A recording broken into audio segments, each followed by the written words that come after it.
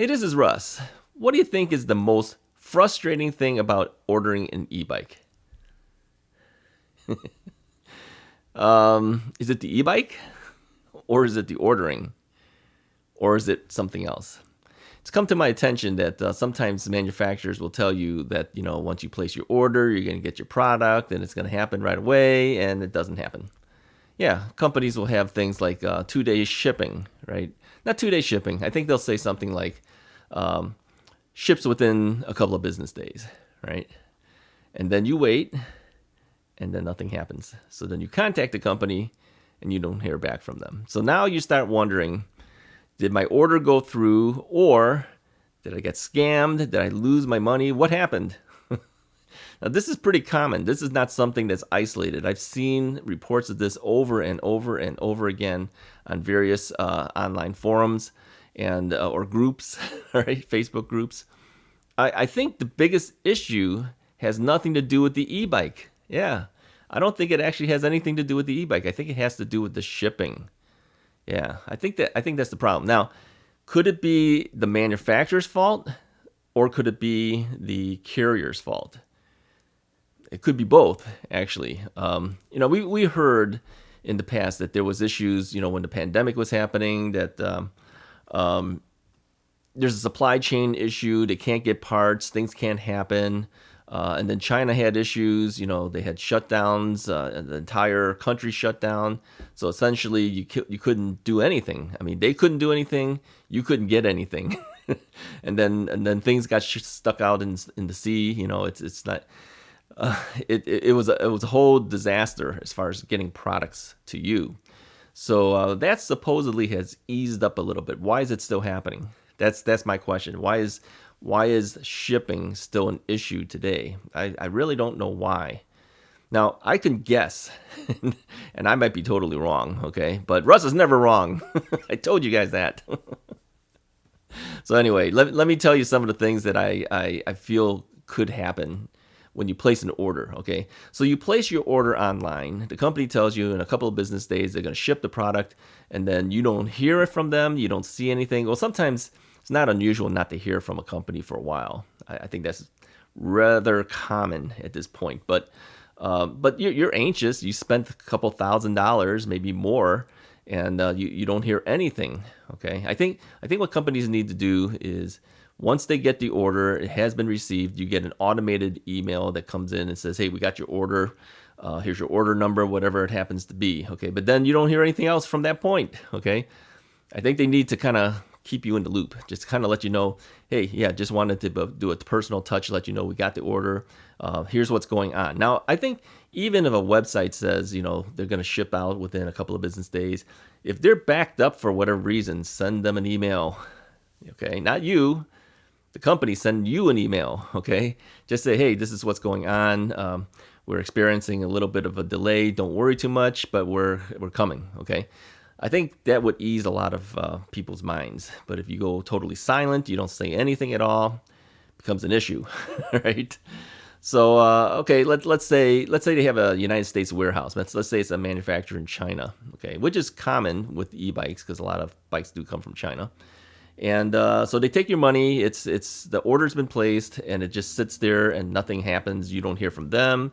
You don't know what's going on. And they ship typically through FedEx, let's say, and you don't hear from FedEx. So now you're wondering, where's my product? Okay.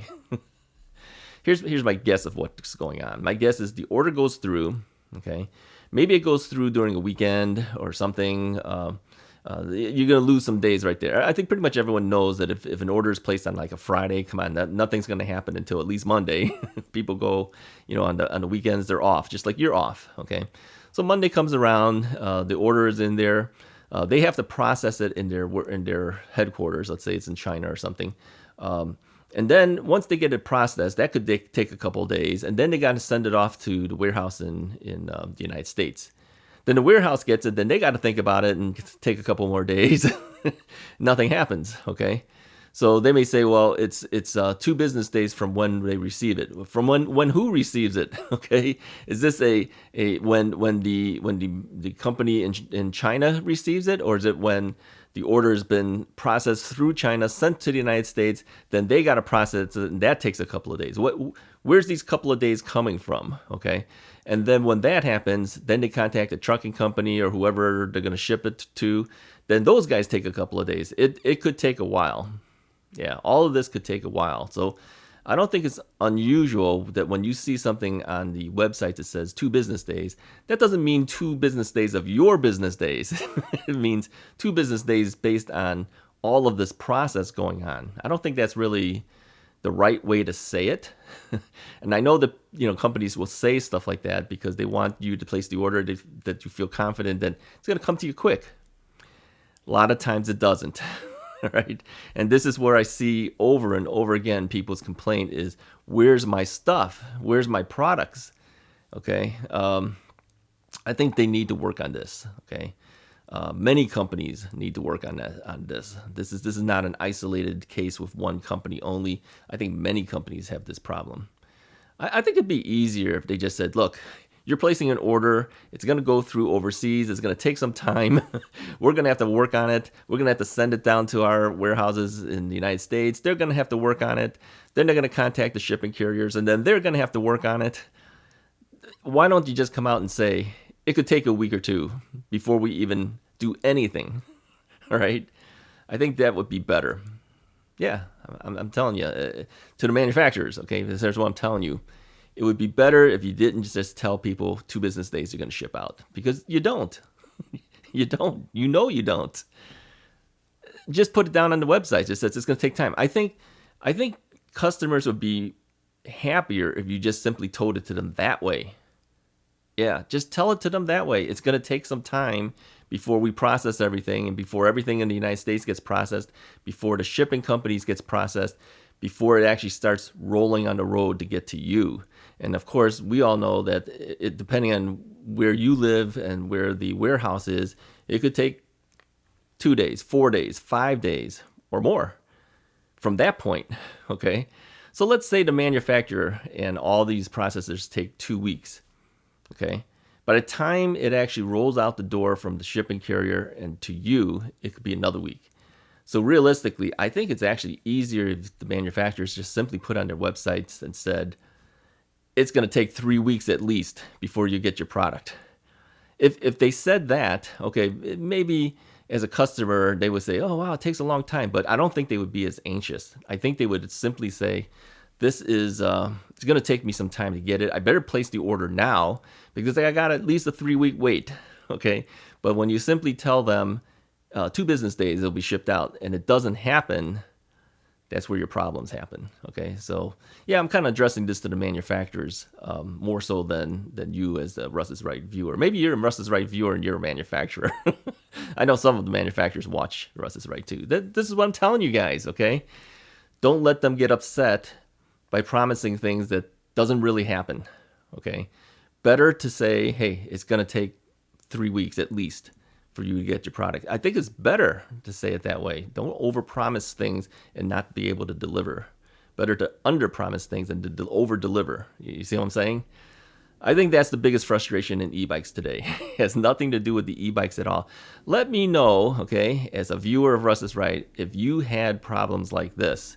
Put it in the comments. Was your bike delivered when they told you that they would deliver it?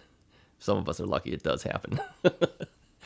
Others of us, not so lucky. It took a while, right? This is when I want to hear from you now, okay? Tell me your experience of what happened when you ordered your bike. Let us know which companies it was, too. Yeah, put them on the spot. Now, you may say, why are you saying these things, Russ? Manufacturers going to be mad they're not going to send you bikes. Oh, well. I mean, as much as I would like to get the bikes, too, just like everybody else, I think it has to be said. I think we have to know truly what is our delivery times and what we can expect to see. Then we wouldn't be as upset, I think. I mean, well, okay, we'll be upset. We want our products, but you wouldn't have